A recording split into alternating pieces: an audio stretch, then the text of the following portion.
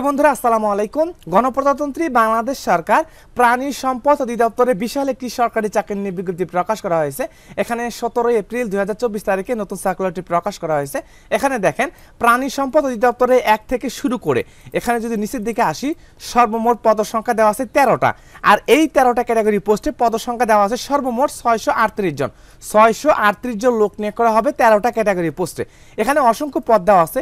এই পদগুলোতে প্রত্যেকটা পদে 10 জন 15 জন। এখানে দেখবেন যে এখানে অফিস সহকারী কাম কম্পিউটার মুদ্রাক্ষরিক এখানে 461 জন দেওয়া আছে। আর এখানে যে সকল জেলা প্রার্থীগণ আবেদন করতে পারবেন সেই সমস্ত জেলার নামই কিন্তু দেওয়া আছে। আর জেলাভিত্তিক দেখা যাচ্ছে যে প্রায় বাংলাদেশের সকল জেলা থেকে আবেদন করতে পারবেন। এখানে কিন্তু অসংখ্য জেলার নাম দেওয়া আছে। আর এখানে যে শিক্ষাগত যোগ্যতার মান দেওয়া আছে প্রত্যেকটা পদে যে শিক্ষাগত যোগ্যতার মান দেওয়া আছে প্রত্যেকটা পদে আপনারা অষ্টম শ্রেণী এসএসসি এইচএসসি অনার্স ডিগ্রি পাশে আবেদন করতে পারবেন। অর্থাৎ যার যে শিক্ষাগত যোগ্যতার মান থাকুক না কেন এখানে আপনারা আবেদন করতে পারবেন। তো প্রাণী সম্পদ অধিদপ্তর নিয়োগ সম্পর্কিত বিস্তারিত আলোচনা করব। 638 জন লোক নিয়োগ করা হবে। অবশ্যই শেষ পর্যন্ত ভিডিওটি দেখবেন। প্রিয় বন্ধুরা, গণপ্রজাতন্ত্রী বাংলাদেশ সরকার প্রাণী সম্পদ অধিদপ্তর এখানে একটা লাইন কথা আছে, সেটি হচ্ছে প্রাণী সম্পদ অধিদপ্তরাধীন রাজস্ব খাতভুক্ত নিম্নবর্ণিত শূন্য পদে নিয়োগের জন্য বাংলাদেশের প্রকৃত নাগরিকদের নিকট হতে অনলাইনের মাধ্যমে দরখাস্ত আহ্বান করা যাচ্ছে। এখানে কিন্তু অনলাইনের মাধ্যমে আবেদনটা করতে হবে। আনুষ্ঠানিক পদগুলো আগে বলে দিচ্ছি, সেটি হচ্ছে ক্যাশিয়ার পদ। এখানে সর্বপ্রথম যে পোস্টটা দেওয়া আছে সেটি হচ্ছে ক্যাশিয়ার।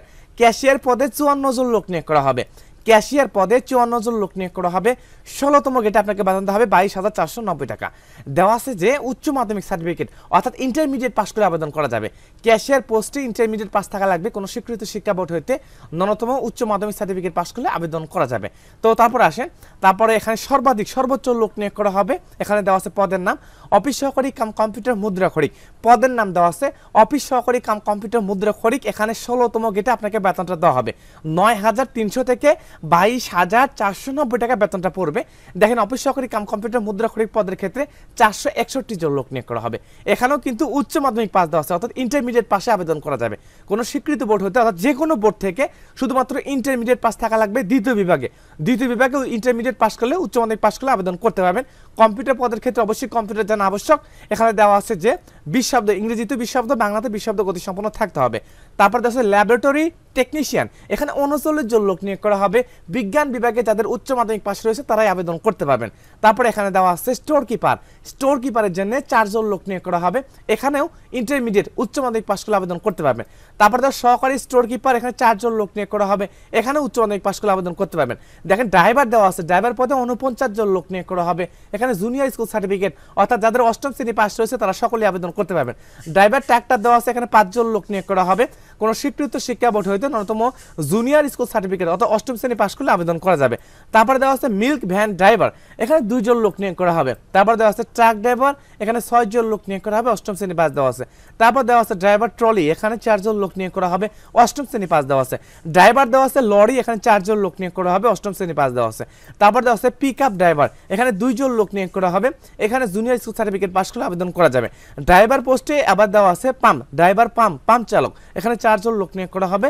এখানে এসএসসি পাস দেওয়া আছে। তো সর্বমোট 13টা পদ দেওয়া আছে। 13টা পদে 638 জন লোক নিয়োগ করা হবে। দেখেন এখানে কোন কোন জেলা থেকে আবেদন করতে পারবেন। এখানে যদি আমি হিসাব করি এখানে সর্বাধিক লোক নিয়োগ করা হবে অফিস সহকারী কাম কম্পিউটার মুদ্রাক্ষরিক পদে 461 জন দেওয়া আছে, যেখানে উচ্চ মাধ্যমিক পাস করলে আবেদন করা যাবে।